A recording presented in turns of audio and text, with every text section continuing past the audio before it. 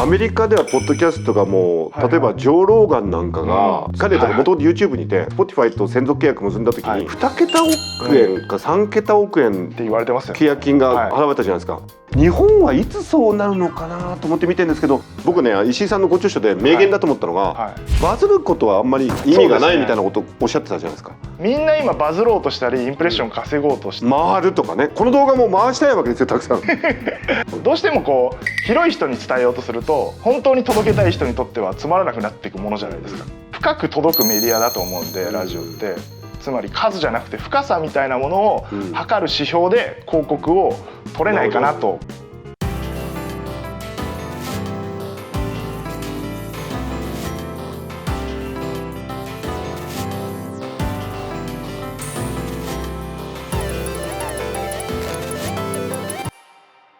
意外とじゃあメディアの未来としては今おやりになっているようなポッドキャストとかそういうのが伸びていくだろうっていう。伸びていくだろうとかあんま思ってないんですけど、思ってないの？面白そうっていうそっちの方がなんか面白いこと表現できそうっていう可能性を感じてて、で面白いところにやっぱ人集まってくるから、まあ結果的に伸びる可能性はあると思ってますけど。何なんですかねその面白いっていうのは。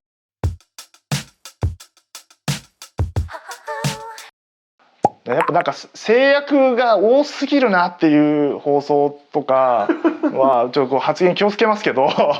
どうしても会社にいると、会社って組織自体が別に細木限らず日本の会社の制約の多さってすごいあるなと思ってて、若者がなんか面白いものを思いついてもなかなかこう会社のこうルールに従ってると通せないみたいな。これおそらく見てる方は皆さん共感すると思うんですよ。いろんな業界で、それは皆さんが感じているところだと思うんですけど、石井さんでもやってきたじゃないですか。どうやってやってきたんですか、それすり抜けて。すり抜けるというよりはもう頭下げてお願いしに行ったりとか頭下げたんですか。もう頭下げたりもするし、なんていうんだろう、結果をちゃんと出して、こういう結果があるからこうやってって論理的に進めたりもするし、あらゆる手を尽くすんですけど、そういうことできたのは僕30過ぎてからなんで、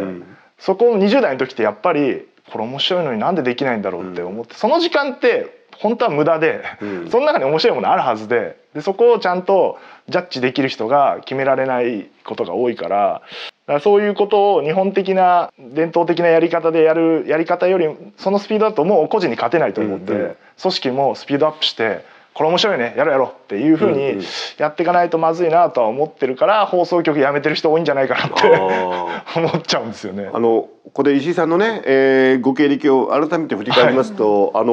大学出た後にそのラジオ技術の専門学校に行かれて、その後日本放送系の、制作会社に入られ、そして改めて日本放送に入社されて、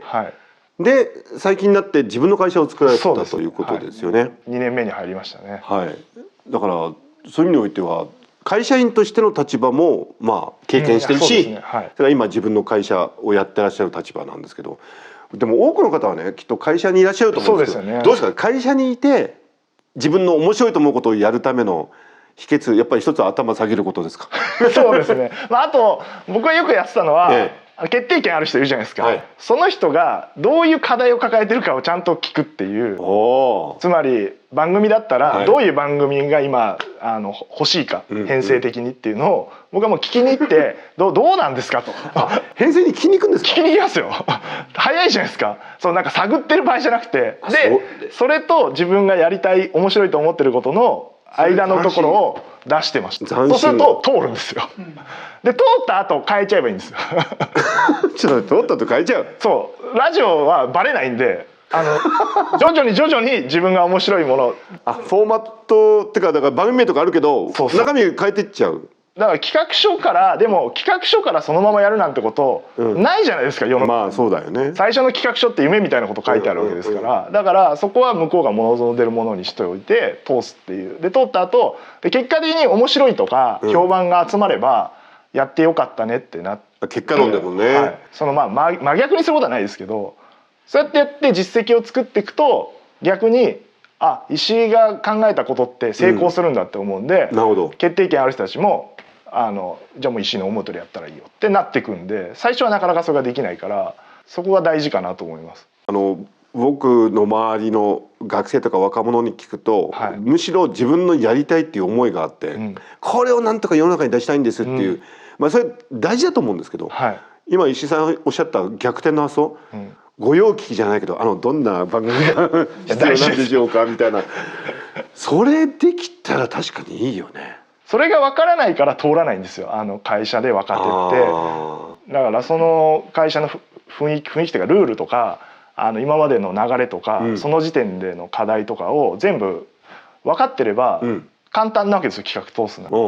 なるほど、今ラジオ局お金ないと、で番組も、こう伸びてはいるけどもう今一つこう次に行く段階がわからないって時にイベントを組めばイベントでお金も入るし番組も盛り上がってるっていうふうに作れますよねっていう話をすると上の人は別に悪いこと何もないからそうだよね、じゃあやろうっていう、本当にだからそれでチケットが売れるかどうかなんてわからないんですけど、企画書上はすごく売れるように書いとけば通る。売れるように書いとけば売れてるからいいんですけど、でもそれをやることによって実際にそうやって進めていく中で最初に考えたことが役に立つんで大事なんですけど、もちろん。でもそこが自分がやりたいばっか押し付けても、今僕らこういうの求めてないよってなっちゃうとやっぱ通らないですよね。星野源さんなんですけど、ああいうかっこいいシンガーソングライターで、ドラマも主演してすごく素敵な方と結婚されてっていう、ただご担当されてる星野源さんの番組ではなんかちょっといろいろちょっと本音の星野源がこんなことみたいなところも魅力とされてるんですが、そうですね、僕が担当したのはもう6,7年ぐらい前なんで、その間もね他のディレクターがやってるんであれですけど。僕が担当した当時から、星野さんはラジオ大好きな方でもともと子供の頃から聞いてて、ラジオに救われたっていうのがあるから、そういう好きだった。救われた、これ大事な。石井さんもラジオに救われた。そうですね、僕もだから大学入ってからそれこそやりたいことない学生だったんで、なんかもうどうしようもないなっていう人生みたいなふうに思っちゃうじゃないですか、18、19ぐらいの時って。でその時にやっぱ深夜ラジオは好きだったんで。学校行かなくて夜中起きてるから、聞くわけですよ。そしたら伊集院さんとかが、とんでもないくだらない話してるわけですよ。そういうの聞いてると別に死ぬとか生きるとかってどうでもよくて別にいいんだと、そのまま生きてたらいいじゃない、死ななくたっていいんだっていうそんなくだらない人間でもって言ってもらえた感覚があるんで、それは今でも覚えてますし、その救われたことに対しての恩返しはしたいなってずっと思ってますね。あれなんですかね、星野源さんもそうだし伊集院さんもそうだけど、ああいう一応スターというか立派と世の中で言われてる人がくだらない話をすると、やっぱ聞いてる人って安心するんですかね。なんかこんな活躍してる人もこんなポンコツなとこあるんだ。そうですね、だからどうしても芸能界で活躍されてる方って完璧な人だっていう、テレビなんか特にね切り取るじゃないですか、そういう部分を。だけど僕も接してきたいろんな方いますけど、みんな普通だし普通に生活してるし、何か失敗もするだろうし、なんかそういうことって実は伝わってなくて、なんかそことのギャップで苦しんだりするわけじゃないですか。いろんな情報入ってきて自分とはあまりに違うって苦しむんだけど、別にそういう人もなんか失敗してなんか腹立つこともあるだろうし、みたいな話を聞けるだけで救われるんだなっていうのはありますね。いや僕クリエイティブな人って自分のポンコツさを認められる人のような気がして、俺だからノーベル賞の山中さんとワイン飲んだ時何も聞いてないのに、突然山中さんが「いやノーベル賞の受賞の晩餐会っていうのは席がいっぱい詰まってて、受賞者はなんか向こうにスウェーデン国王とかいるらしいんだけど、途中でトイレに行けないんだって、席が詰まりすぎてて。なるほど。だから事前になんかおむつしててくださいって本当にするんだ言われたって話を俺誰も聞いてないのが俺いきなり始めるわけよ。で山中さんがiPS の偉い人ですよ。で山中さんが最初なんかそれでもねワインとか飲んでてトイレ行かなくても済むようにセーブして飲んでたんだけど、そのうちどうでもよくなって酔っ払ってきてねたくさん飲んじゃったとか言って。で肝心なところは聞いてないんですよ、したのかどうか。そうおむつに。でもさノーベル賞の受賞晩餐会でさおむつ結構勇気いりますよね。いや山中伸弥偉いなと思って、だってかっこよくもできるじゃないですか。いやなんかノーベル賞そんなこと言わずにね、やっぱりそこが山中さんの素敵なとこだな。いやそうだと魅力的な方ですね。でやっぱりそういうとこだと思うんだよね、そのポンコツぶりをいかにさらけ出せるかっていうのがやっぱりラジオの魅力なのかなっていうか。そうですね、おむつでちょっと話ずれますけど、僕伊集院さんの昔のラジオで好きなのが、ギャラクシー賞って賞あるじゃないですか、あれの DJ パーソナリティ賞を伊集院さんが受賞されたんですよ、一番ラジオの権威ある賞で、やっぱそれをちょっと恥ずかしいわけですよ伊集院さんは、まともに受け取るのが。だから俺はその受賞の瞬間おむつをしておしっこを漏らすと、それを聞いててほしいってリスナーに言ってで、絵はないわけですよ。それとまだ売れてない頃のアンタッチャブルの山崎さんを配置して、山崎さんがマイク持ってて遠くで壇上に上がっていく伊集院さんを実況するわけですよ。で伊集院さんが事前に言ったわけですよ。手を挙げた瞬間に俺はしてると言ってるから、山崎さんが「今伊集院さんが喋ってますね、いい話してる、信じてる、手挙げたしてる」みたいなことを言うわけですよ。それを聞いて僕ら腹抱えて笑ってたんですけど、でもそういうふうにすると僕らはやっぱおかしいし、ひでえ話だけど面白い話ですよね。なんかそういうところを見せてくれるのがラジオの魅力ですよね。でもそれで救われる人もいるかもしれない。僕やっぱりね思うんだけど、例えばいろんなご病気とかされて、失禁しちゃう方とか大人用のね、そういうおむつとかしなくちゃいけない方もいらっしゃるじゃないですか世の中には。おそらく目に見えないだけで、実はいらっしゃるんだと思うんですよ。そういう方がどんなに救われるかと思うわ、その伊集院さんの。しかもなんかそれが僕いい話だと思うのは、ノーベル賞の晩餐会もそうだけど、一番晴れやかな、そう権威あるところでそういうおもらしとか一番しちゃいけないところですね、そういうことするっていうのがいかになんか救うと思うんだよね、人をね。そうです。だから僕からするとギャラクシー賞を取ったって俺はただのこういう人間だぞって言ってくれた気がして救われるわけですよ。遠く行ってないなっていう。たけしさんがさ、なんだっけベネチアかなんかの時、終わった後こうやって帰ってきて「コマネチ」とかあれと近い感じ。近いですよね。でもギャラクシー賞取られましたよね。おめでとうございます。僕が取ったわけじゃないですけど、番組がね、取ってた。ちょっと視聴者の方に改めてどういう番組だったか。どういう番組でギャラクシー賞取られたんですか。オードリーさんと星野さんの番組で、取ったっていうか、賞に選ばれたことがあるんですけど、星野さんの時はドラえもんがゲストの回があったんですよ。言ってる意味わかんないと思うんですけど。僕ドラえもん。その次のドラえもんさんが番組にゲストですごいんですよ本当に。その次のドラえもんね。ドラえもんがだから見えないわけじゃないですか、ラジオって。だからドラえもんがいたんですよそこに。いたんだね。でリスナーのメールにとか、星野さんの質問にドラえもんが答えてくれたんですよ。そういう回をやったら、それがノミネートされたのと、あとはオードリーさんが、春日さんがむつみ荘っていう阿佐ヶ谷にあったマンションに十何年、20年近く住んでて、そこを引っ越すと。だから最後にそこでラジオやろうって言ってガランとした6畳ぐらいかな、そこで当時の思い出語りながら「さよならむつみ荘スペシャル」って言うんですけど。それは収録ですか。生放送です。技術的には意外と大変だったんじゃない。いや今の時代はねできるのだけど、なんかむつみ荘って場所もバレてるからリスナーさんが来ちゃうから秘密にしてたんですよ。でただ放送始まったら言うわけじゃないですか、今むつみ荘にいてってなると誰か来ちゃう可能性があるから、これはお名前出ましたけど富山さんって僕の先輩が当時プロデューサーで偉いですよ。俺が見てると言ってあれ夏ですから爆暑い中下で蚊に刺されながらリスナーが来たら「ちょっとすいませんダメですよ」っていうのを一番偉い人がやってだったりしたんですけど、それがギャラクシー賞で結構いいとこまで行ってっていうのがあって、富山さんが撮ったようなもんですねだからね。富山さんはね NHK から来た。そうですそうですね、珍しい。業界は意外とそういうことを、僕は東京 FM で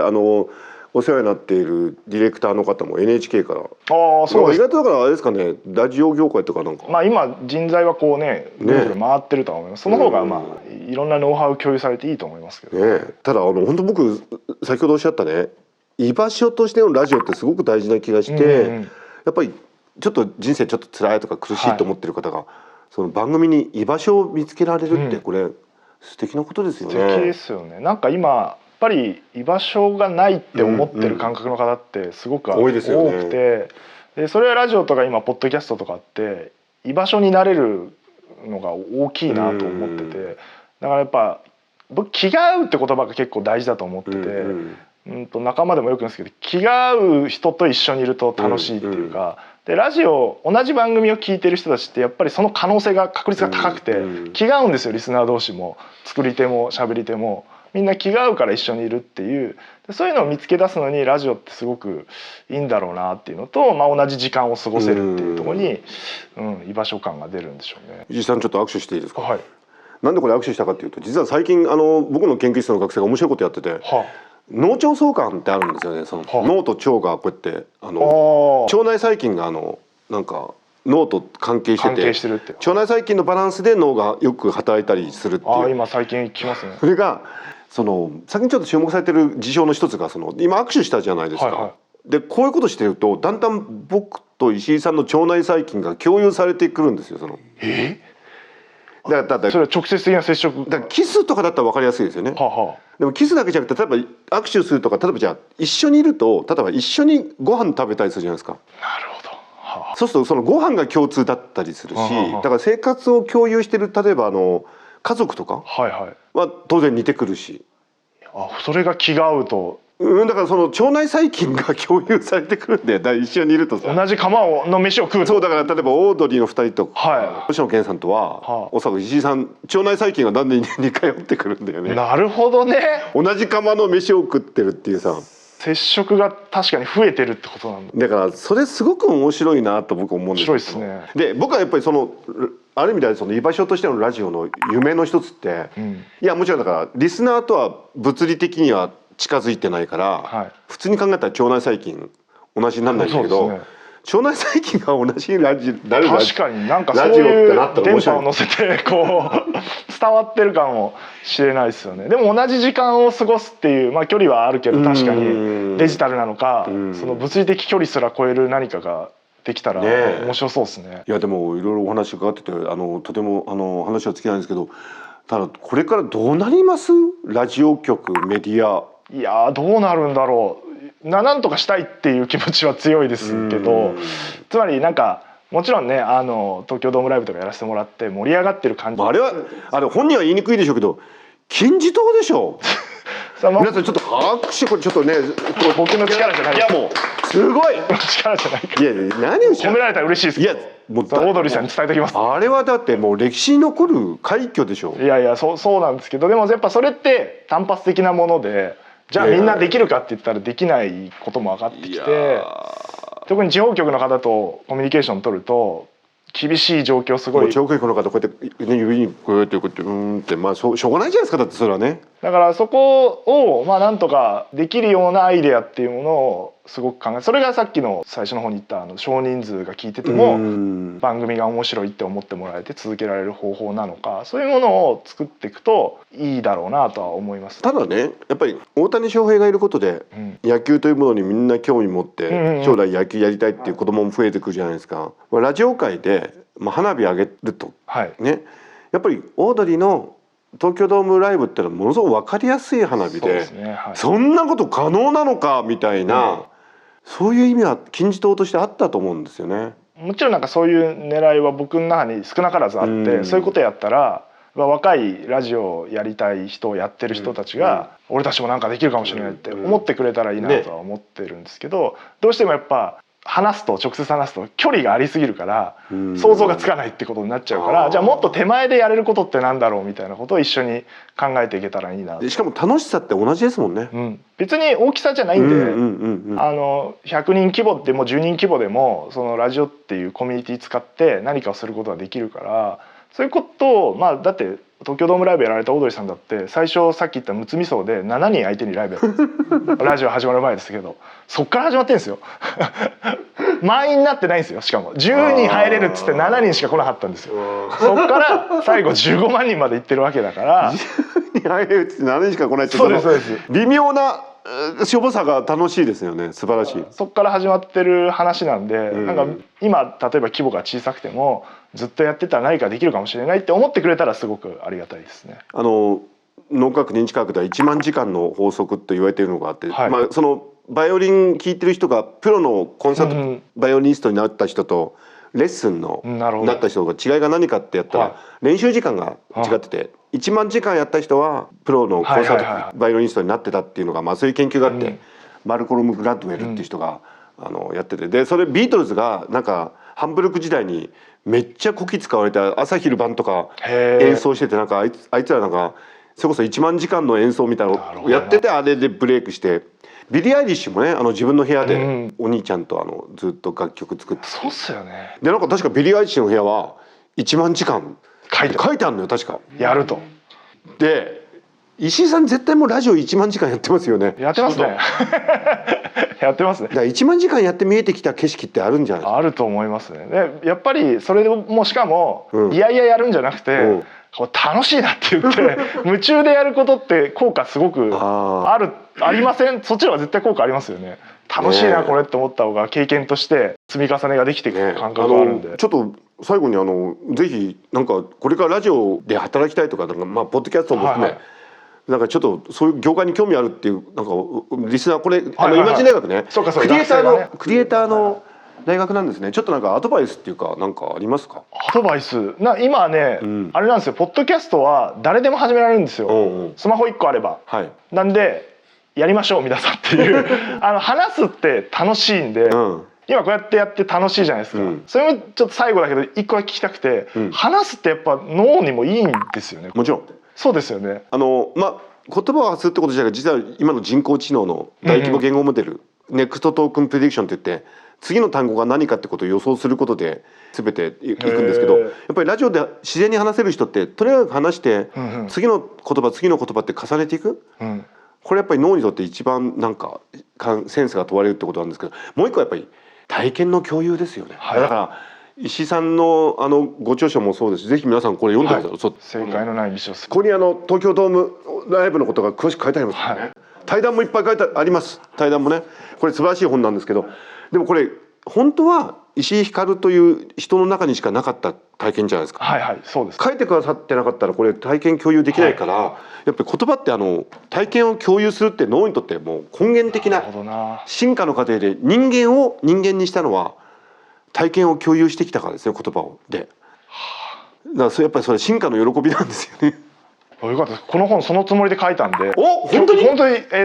いろんなラジオとか、ラジオ含めたエンタメの人たちがせっかく僕は貴重な体験できたんで共有してもっと日本のエンタメも売り上がればいいと思ってるんで、でさっき言ったように学生さんとかもやってみればいいんですよ。別にそれはポッドキャスト好きな人はやればいいし、動画撮ってもいいし、やってみるとやっぱ見えてくることってあると思うんで、1万時間やるかどうかは任せますけど、なんかそれをやって楽しいなって思えるところに就職して、もちろん僕はラジオとかポッドキャストやってほしいですけど、1万時間続けられる仕事をやってったらもっともっと楽しい人生を送れるんじゃないかなみたいなことは今話してて思いました。石井さんだって今はこんなね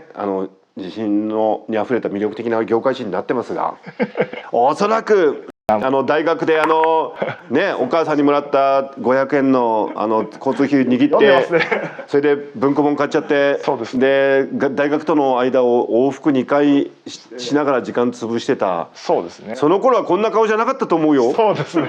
暗い学生でしたからね。だからね、人は変われるんですね。変われるし、なんか僕昔変わるって嫌だなと思ってたんです、過去の自分を否定しちゃうから。でも最近この本でも出てくるんですけど、林志平さんっていう編集者の方と喋ってたら、石井さん変わるって成長だから楽しいんですよって言われて、本当だなと思って、なんか若い時って変わることがすごくネガティブに捉えがちなんだけど、変わったら楽しいっていうふうに思えたらどんどん変われるんじゃないかなと。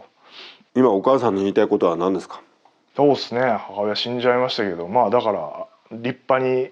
育ててくれてありがとうございますっていう感じですよ。見てほしかったですけどね。お母さんとの思い出で今パッと思い出すすごく素敵な思い出って何ですか？母親は最後がんになるんですけど、僕でさっき最初と最後は聴覚だって言ったと思うんですけど、まさに母親だんだんテレビ見れなくなってきて、ラジオが楽でいいって言って、で僕が担当してた AD やつとかの「オードリーのオールナイトニッポン」が聞いてくれて、腹抱えて笑ったらしくて、免疫力上がるっていうじゃないですか、笑うと。だからそれはすごく嬉しかったですね。自分が関わったもので母親をちょっと救えたなっていう。やっぱりラジオって人を救うんですね。そうですね。お母さんも救ったし、みんななんか人を救うようなことしようね。石井さんありがとうございました。ありがとうございました。